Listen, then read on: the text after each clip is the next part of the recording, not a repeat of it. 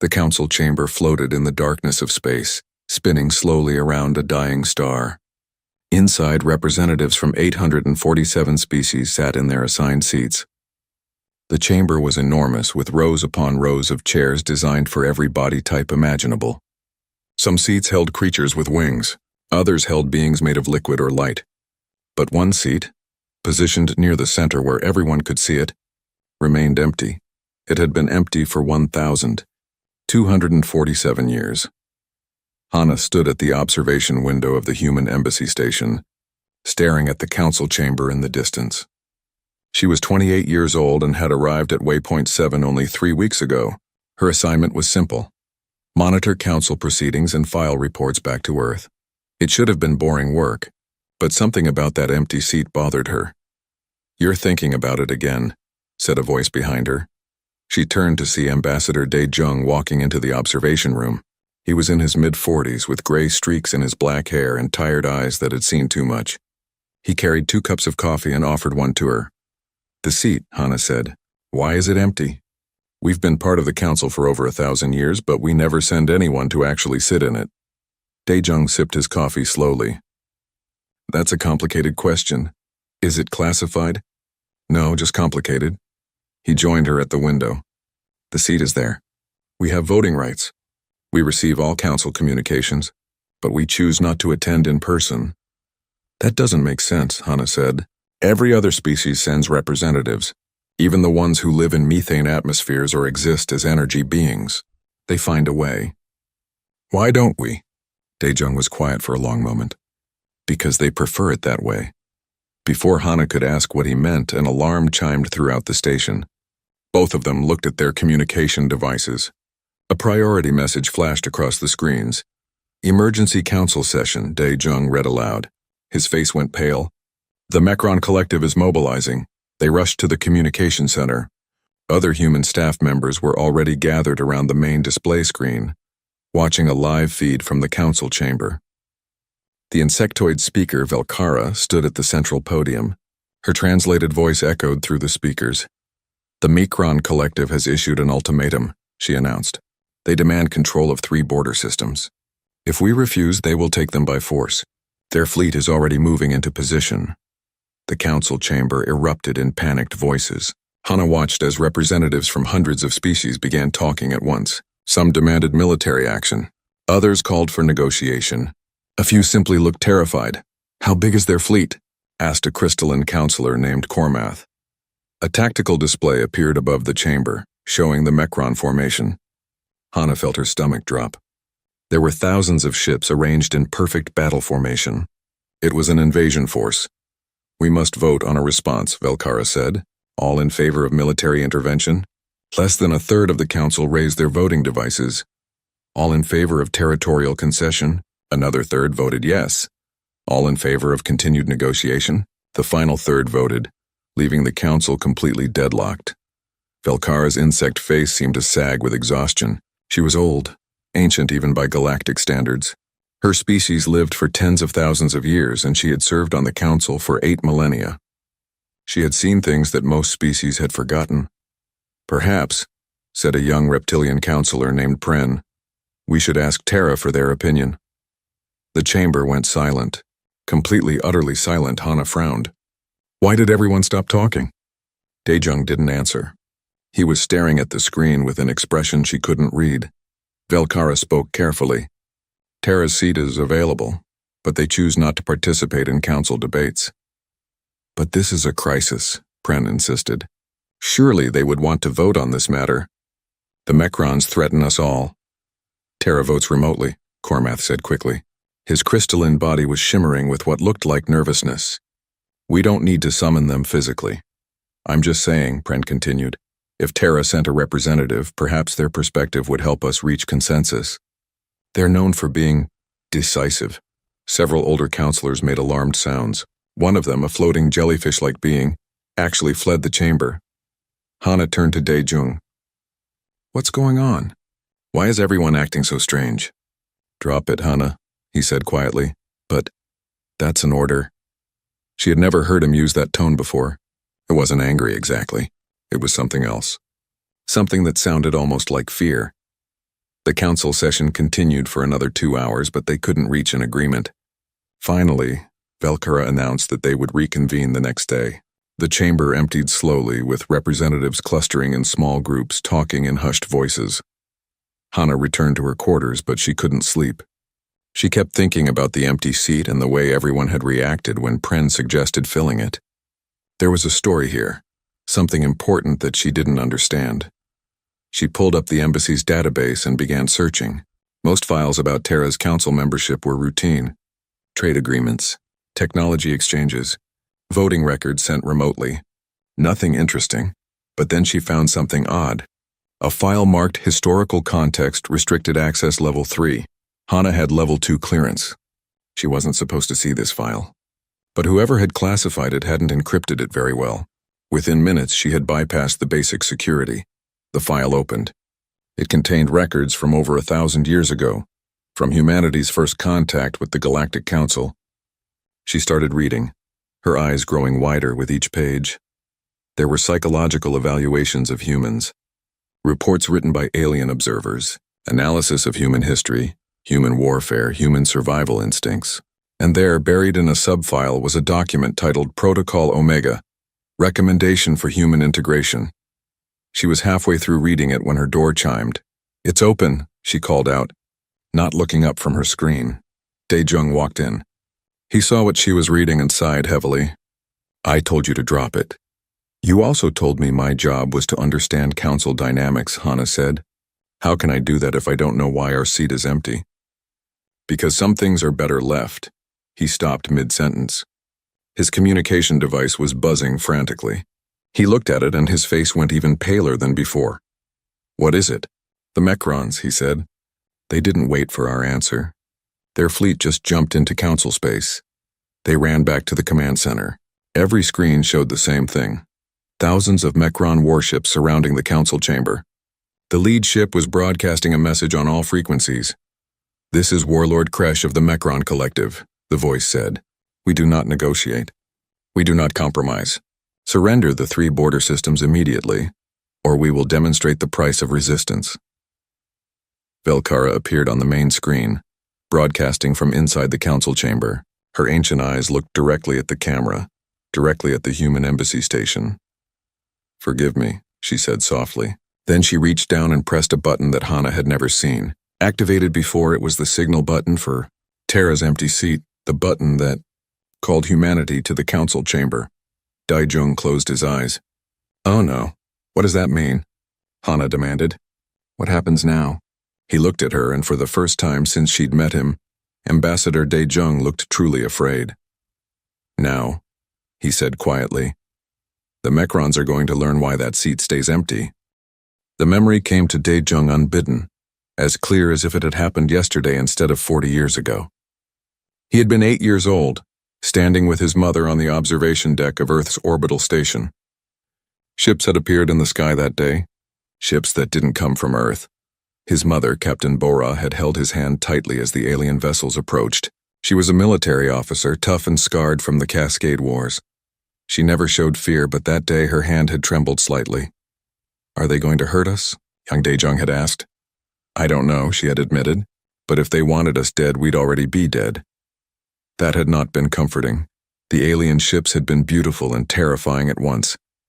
They moved in ways that defied physics as humanity understood it. One of them looked like a living crystal. Another seemed to be made of liquid metal. A third was so massive it blotted out the sun. A message had come through in perfect English. "We are the Galactic Council.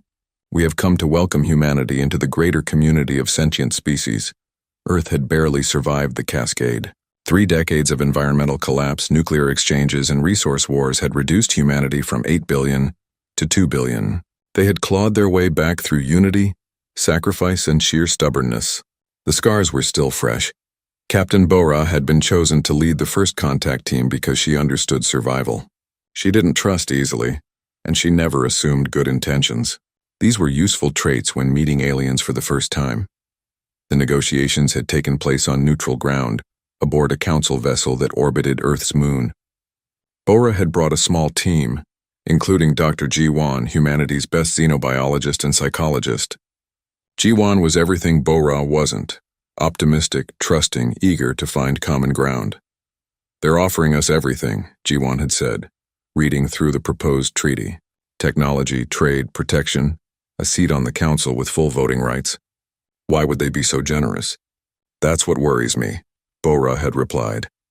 The council representatives had been friendly, even warm. They showed humanity the wonders of galactic civilization. Worlds where disease didn't exist, technology that could feed billions, ships that could cross the galaxy in days instead of centuries.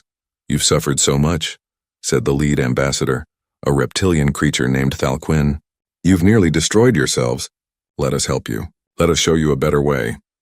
But as the weeks passed, the council representatives had begun conducting tests. They called them integration assessments. They wanted to understand human psychology, human history, human capabilities.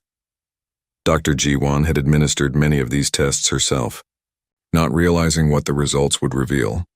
One test had been simple: solve an impossible problem. The human subject, a young engineer named Taewan, had been placed in a sealed room with no visible exits. He was told there was a way out and that he should find it. What the council observers didn't expect was that Taewan would try for 16 hours straight without stopping. He attempted over 10,000 different solutions. He took apart the walls with his bare hands. He calculated mathematical patterns in the rivets. He even tried to hack the air circulation system using static electricity from his own body. He eventually found the exit, a hidden panel that required a complex sequence of actions. The council observers had been horrified. Most species would have given up after an hour, maybe two. The human had just kept going. "This is not normal," Thalquin had told his superiors. "This level of persistence without reward is disturbing." They conducted more tests. They studied human history, reading about wars that lasted decades, about people who survived impossible situations through sheer willpower, about humans who would rather die than surrender. "They weaponize everything," one observer had noted. "They turn splitting atoms into bombs. They turned diseases into biological warfare. They turned information into psychological weapons. They don't see tools. They see potential weapons. More concerning," another added, "is that they never stop. Their history is one long story of refusing to quit, even when quitting is the logical choice." The council had held emergency sessions. Humanity was different from any species they had encountered. Most races, once they reached a certain level of technology, became peaceful. War became too costly. Survival became too easy. Aggression faded. But humans had nearly destroyed themselves and had somehow become more unified, more determined, more dangerous in the aftermath.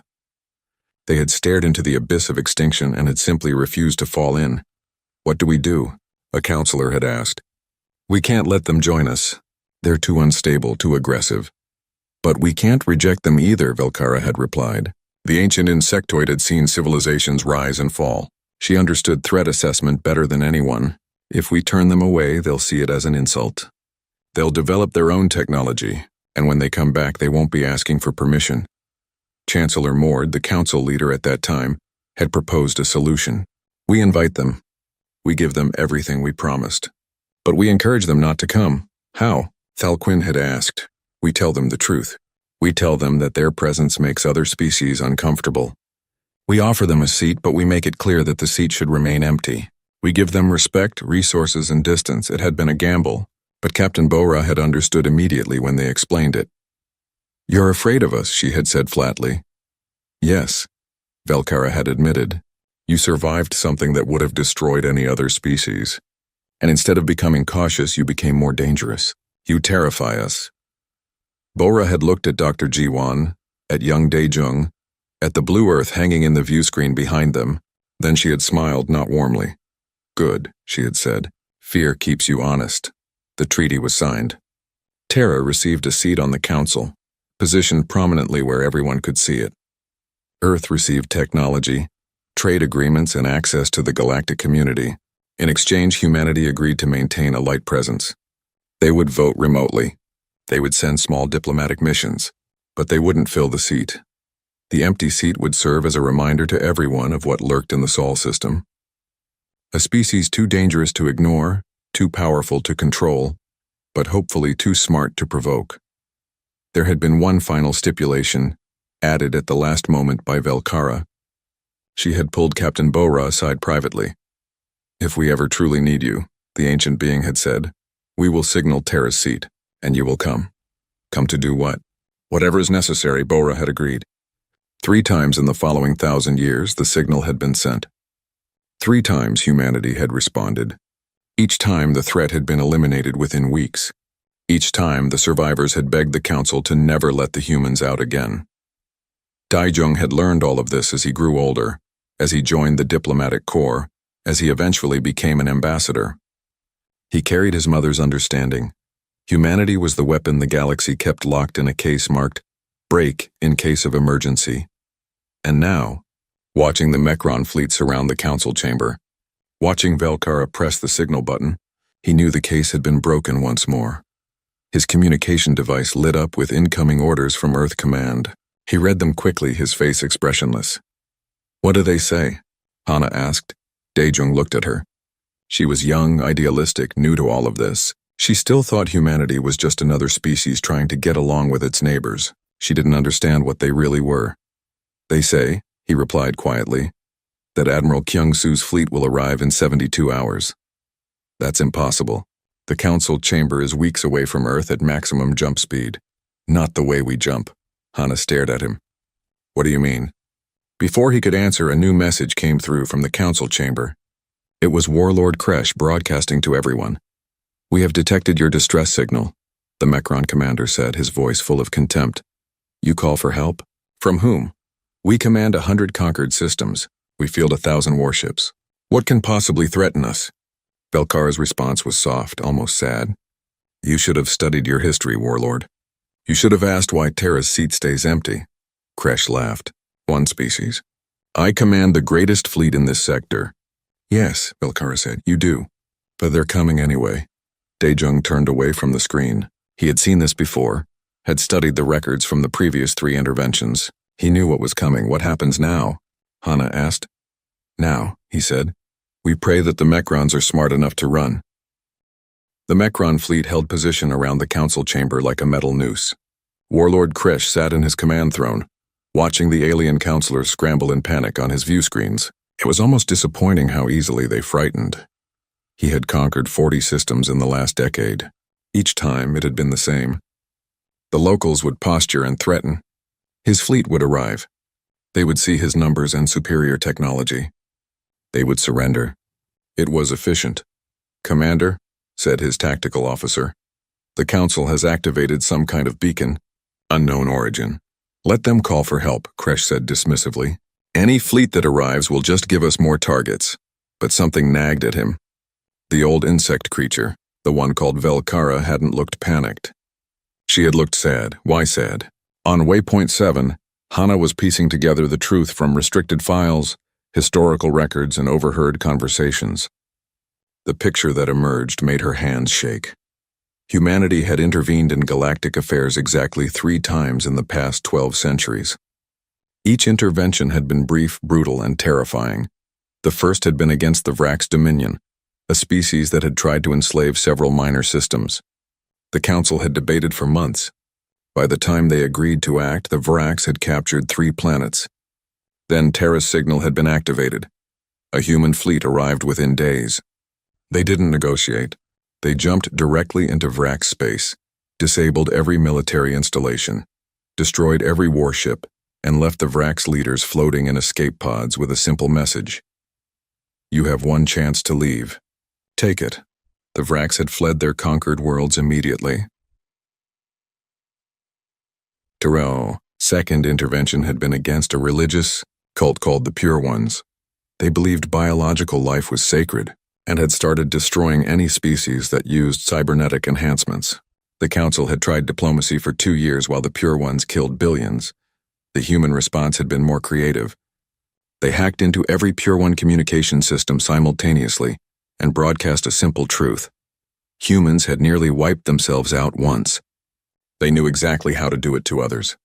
The Pure Ones had 48 hours to surrender, or humanity would show them what extinction looked like. The Pure Ones had surrendered in 36 hours. The third intervention had been classified, even more heavily than the others. Hana could only find fragments. Something about a dimensional rift. Something about creatures that couldn't be reasoned with. Something about human soldiers going in and not coming back out, but completing the mission anyway. After that one, Velkara had given a speech to the council. Hana found the transcript buried in the archives. "We created Protocol Omega because we feared humanity's capacity for violence," Velkara had said. "We were right to fear it. But we forgot something important. That capacity for violence comes from a deeper place. It comes from a refusal to accept defeat even when defeat is certain. It comes from a willingness to sacrifice everything to protect what matters. We should not just fear that. We should be grateful for it." Hana looked up from her reading to find Dae-jung standing in the doorway of her quarters. "You've figured it out," he said. It wasn't a question. "We're not members of the council," she said slowly. "We're the council's weapon. That's oversimplifying it, but yes, why didn't anyone tell me?" "Because most humans don't know either," Dae-jung said, sitting down heavily. "Earth's government knows. Military command knows. Diplomats at my level know. But we don't advertise it. How would you tell people that the galaxy sees them as useful monsters?" "Are we? Monsters?" "I don't know," he admitted. "We're certainly different. Every other species out here evolved past their aggressive phase before they reached the stars. They had time to become peaceful, to develop philosophy and art and diplomacy. We didn't have that luxury. We nearly destroyed ourselves, and we saved ourselves by becoming very, very good at survival. And that makes us monsters? It makes us dangerous. There's a difference," he paused. "The council species are like house cats. Well-fed, comfortable, living in a safe environment. They've forgotten how to hunt, how to fight, how to survive without that safety. We're like wolves. We never forgot. We can't forget," an alert chimed. They both looked at their devices. "Admiral Kyung-soo's fleet just entered sensor range," Dae-jung read. "They'll arrive in 6 hours. "That's still impossible," Hana said. "The calculations alone. We don't care if the jump is impossible. We do it anyway." He stood up. "Come on. You should see this." They went to the observation deck. Other humans were already there, faces grim. They knew what was coming. In the council chamber, Warlord Kresh was getting impatient. It had been 3 days since his ultimatum. The council still hadn't surrendered, but they weren't fighting either. They just waited. "This is a wasted time," he told his officers. "Open fire on the outer docking rings. Show them we're serious." "Sir," his tactical officer said nervously. "There's something on sensors. Multiple contacts. Very fast. How many?" 87 ships. "They're coming in hot, sir. Their approach vectors are... They're not slowing down." Kresh pulled up the tactical display. The approaching fleet was indeed moving at reckless speeds. They would need to decelerate soon or they'd slam right into... "Signal the unknown fleet," Kresh ordered. "Tell them to reduce speed or we'll interpret their approach as hostile." The response came in clear English, translated instantly by the Mekron computers. "This is Admiral Kyung-soo of the Terra Defense Fleet. You have surrounded a council facility in an act of aggression. You have one chance to leave peacefully. This is your only warning." Kresh actually laughed. 87 ships? He commanded over 1,000. "Unknown fleet, this is Warlord Kresh. You are outnumbered 10-1. Withdraw immediately or be destroyed." There was a long pause. Then Kyung-soo's voice came back and it sounded tired. "So very tired. We hoped you'd say that." On waypoint 7, Hana watched through the long-range sensors as the human fleet approached the Mekron formation. They weren't slowing down. They weren't deploying into battle formation. They were just coming. "What are they doing?" she whispered. Dae-jung checked his military-grade display. "Protocol Black, what's that?" "You'll see."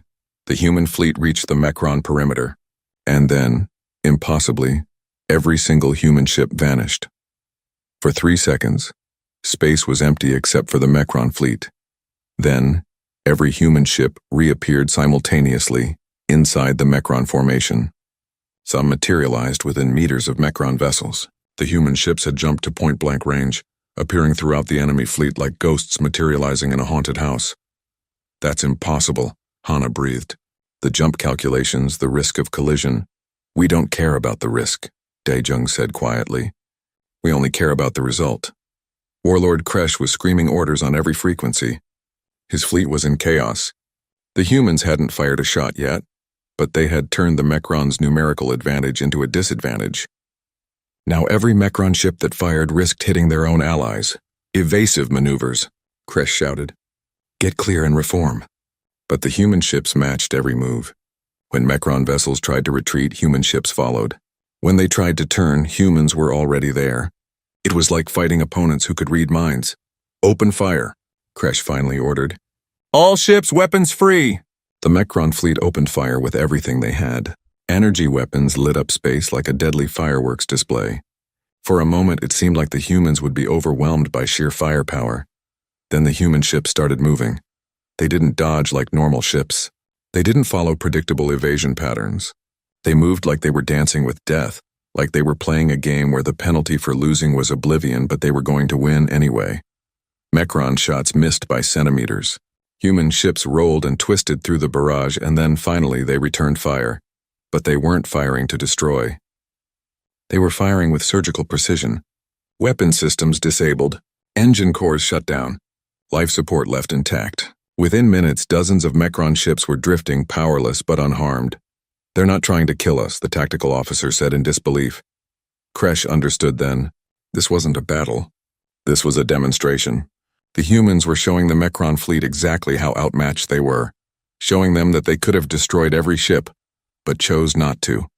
Signal retreat, Kresh ordered. His pride was shattered, but he wasn't suicidal. Sir, our engines are disabled. What? All command ships.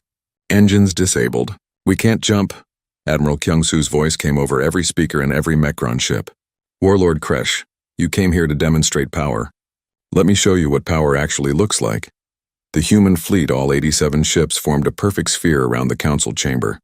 Not a single Mechron vessel had been destroyed, but not a single one could move either. The battle had lasted 18 minutes. On waypoint 7, Hana realized she had been holding her breath. The observation deck was silent. Everyone was watching. Is it over? She asked. Almost, Dae-jung said. In the council chamber, Velkara was watching everything. Her ancient eyes were wet with something that might have been tears. This is why the seat stays empty, she whispered to herself. The council chamber was chaos. Representatives from 847 species were all trying to speak at once. Some were grateful for humanity's intervention. Others were terrified by what they had witnessed. But most were simply confused. Order, Velkara called out, her voice cutting through the noise. We will have order. Slowly the chamber quieted. Councillor Pren, the young reptilian who had suggested summoning Terra, stood up. He looked shaken. We called for help, he said, and Terra responded. I don't understand why everyone is acting like this is a crisis. They saved us. An older councillor, a floating jellyfish-like being named El Mora, made a sound like wind through caves. Young one, you don't understand what you witnessed. I saw Terra disable the Mechron fleet without killing anyone. I saw precision and restraint. You saw a demonstration, Cormath said, his crystalline body pulsing with agitated colors. They showed us and showed the Mechrons exactly how easily they could have killed everyone. That wasn't restraint. That was a warning. That's not fair, Pren protested. They helped us. And that's the problem, Velkara said softly. Every time they help us, we're reminded of how much we need them, and how powerless we are without them. On waypoint 7, Ambassador Dae-jung was in an emergency conference call with Earth Command. His face was serious as he listened to the orders coming through. Hana watched from across the room. She had clearance to hear this conversation barely. She was learning that the diplomatic service was nothing like she had imagined. Understood, Dae-jung said finally. I'll convey Earth's position to the Council. He ended the call and looked at Hana. We've been invited to address the Council. In person. That's good, right? We can explain— No, he interrupted. It's not good. They're scared, Hana, and scared people make bad decisions. They traveled to the Council chamber on a secure shuttle. Admiral Kyung-soo met them at the docking port. He was a tall man in his 60s, with gray hair cut military short and eyes that had seen too much combat. His uniform was crisp, but there was weariness in the way he carried himself. Ambassador, he greeted Dae-jung. I assume you're here to clean up my mess. You followed protocol, Dae-jung replied. You did your job. My job is to terrify our allies. That's not something I'm proud of. Kyung-soo noticed Hana. You're the new analyst? The one who's been digging into our history? Yes, sir. Found anything interesting? I found out that everyone in the galaxy is afraid of us. Kyung-soo smiled, but there was no humor in it. Good. You're learning. They entered the council chamber together. Hana had never been inside before. It was overwhelming. 847 species all in one room, all looking at the three humans who had just walked in. And there, near the center, was Terra's seat. Still empty. Belkara gestured for them to approach the central podium. Ambassador Daejong, Admiral Kyung-soo, we thank you for coming. We thank you for your intervention against the Mekron threat.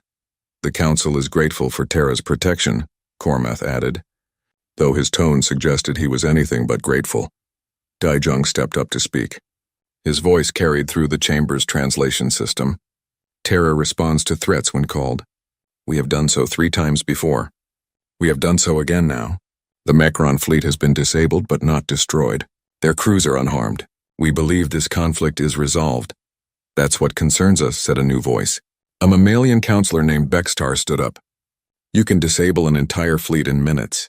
You can appear inside our formations. You can calculate impossible jumps. What else can you do, Ambassador? What do you mean? I mean, what are your limits? How much more powerful are you than you show us? And why should we trust that you won't use that power against us one day? The chamber erupted in voices again. Some agreed with Bextar. Others called him paranoid. But Hana noticed that many counselors, especially the older ones, were nodding. The question isn't unreasonable, Belkara said. Terra has shown great restraint. But restraint is a choice. Choices can change. Admiral Kyung-soo stepped forward. May I speak? The Admiral has the floor, Belkara said. Kyung-soo looked out at the assembled species. You want to know our limits? You want to know what we're capable of? I'll tell you. Everything you saw today? That's old technology. Ships designed 40 years ago. Tactics from our training manuals. We didn't bring our newest ships. We didn't use our most advanced weapons. We didn't need to. The chamber went very quiet. But here's what you should know, Kyung-soo continued. My crews don't want to be here. They don't want to fight your wars. They don't want to be the galaxy's weapon. Do you know what my pilots say after missions like today? They say, did we really need to do that? And couldn't the Council handle this themselves? My soldiers don't want to be monsters. But you keep calling us when you need monsters. We call you because we need you, Pren said. Is that so wrong? It's dangerous, Kyung-soo replied. Every time we save you, you become more dependent. Every time we show strength, you become weaker. You're forgetting how to defend yourselves because you know we'll do it for you. Elmora floated forward. What would you have us do, Admiral? We evolved past our aggressive phases centuries ago. We can't simply relearn warfare. Then you're helpless, Kyung-soo said bluntly. And that's terrifying for everyone. Because if something happened to humanity, the galaxy would be defenseless. Is that a threat? Cormath demanded. No, it's a warning. Kyung-soo looked around the chamber. You built a civilization on the assumption that everyone would be peaceful. You created laws and treaties based on good faith, and it worked for thousands of years. But the universe doesn't care about your ideals. There will always be species like the Mekrons. There will always be threats. And if you can't defend yourselves, you'll always need us. Daejong placed a hand on the Admiral's shoulder, a subtle signal to stop talking. He stepped forward again. Earth has a proposal, he said. We'll maintain the current arrangement. Terra's seat remains empty. We respond to genuine threats when called. But in exchange, we want the Council to invest in its own defense. Build fleets. Train soldiers. Remember how to protect yourselves. You want to militarize the Council? Bextar asked, shocked. We want the Council to be capable of defending itself without us. Why? Belkara asked. Why do you want to make yourselves unnecessary? Daejong met her ancient eyes. Because we're tired, Speaker. We're tired of being the galaxy's monsters. We're tired of seeing fear in the eyes of every alien we meet. We're tired of our children being raised to think that violence is humanity's greatest contribution to civilization. He gestured at Terra's empty seat. That seat is empty because you're afraid of us. We understand why. But we're also afraid. We're afraid that one day we'll forget how to be anything except weapons. We're afraid that our children will only know how to fight, not how to live. We're afraid that in protecting the galaxy we'll lose ourselves. The chamber was silent. Hana felt tears on her cheeks. She hadn't realized how much pressure humans carried, how much fear they lived with. So yes, Daejong continued, we want you to be strong enough to defend yourselves. Because the day you don't need us anymore, that's the day we can stop being afraid of what we are. Belkara was quiet for a long moment. Then she spoke, her voice gentle. The seat stays empty, Ambassador. We agree to your terms. The Council will begin building defensive capabilities, but the seat remains. Because even if you're right, even if we become strong enough to defend ourselves one day, we'll still want to remember. Remember what? Hana asked, speaking for the first time. Velkara looked at her. That power and restraint can exist together. That being dangerous doesn't mean being evil. That the strongest choice is sometimes choosing not to use your strength. She gestured to Terra's empty seat. That seat reminds us that evolution doesn't mean abandoning all capacity for violence. It means choosing when to use it and when to walk away. You stay away because we fear you. But we need that fear. It reminds us that peace isn't natural. It's chosen. Every single day, Counselor Pren stood again. I apologize, Ambassador. I suggested filling Terra's seat because I didn't understand. I thought it was about inclusion. I didn't realize it was about choice. It's always been about choice, Daejung said. We choose to stay away. You choose to call us only when necessary. And together we choose a galaxy where violence is the last option, not the first. The Council took a vote. The proposal passed almost unanimously. Terra would maintain its position. The seat would remain empty. The Council would build its own defenses, and humanity would continue to be the weapon held in reserve, hoping to never be needed. As they left the chamber, Hana looked back at the empty seat one more time. Do you think they'll ever be strong enough? She asked Daejung. I don't know, he admitted, but I hope so. 5 years passed. Hana was no longer young and uncertain. She had become Ambassador Hana, working alongside Daejung at the human embassy. She had learned the delicate balance of galactic politics, the weight of fear and respect, the careful dance of power held in check. The Council had kept its promise. Defense fleets were being built across member systems. Species that hadn't thought about warfare in millennia were learning tactics and strategy. It was slow, awkward work, like teaching house cats to hunt. But it was happening, and Terra's seat remained empty.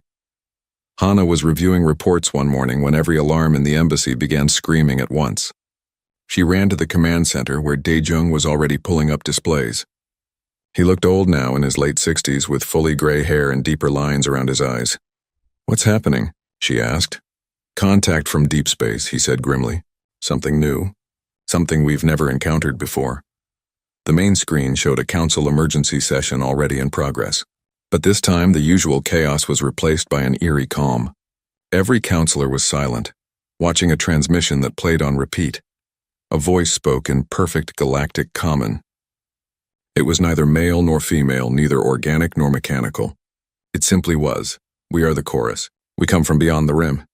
We have observed your civilization for 10,000 years. We have concluded that biological life is inefficient. You suffer, you die. You are limited by flesh and time. We offer you transcendence. The display shifted to show images of vast computational networks, minds uploaded into eternal digital existence. Join us, become immortal. Become perfect. Become infinite. The transmission ended. The Council chamber remained silent. Finally, young Counselor Pren spoke. He was older now, more experienced, but his voice still carried hope. Is this not what we've always sought? An end to suffering? An end to death? It's a trap, Cormath said flatly. His crystalline body was dark, all light dimmed. I've seen this before. 3,000 years ago, an entire sector received this same offer. They accepted. Within a year, the sector went dark. No communications, no life. Just silence. Perhaps they transcended, a young counselor suggested. Or perhaps they died, Velkara said. She looked even more ancient than before, as if the weight of millennia was finally catching up to her. The chorus has appeared 17 times in recorded history. Each time, civilizations that accept the offer disappear. We don't know if they achieve transcendence or oblivion, but we know they never return. Over the next days, the chorus's message spread throughout the galaxy. They didn't threaten. They didn't demand. They simply waited like patient fishermen, while species debated the offer, and species were tempted. The promise of immortality, of freedom from biological limitations, of existence without pain or fear. It was seductive.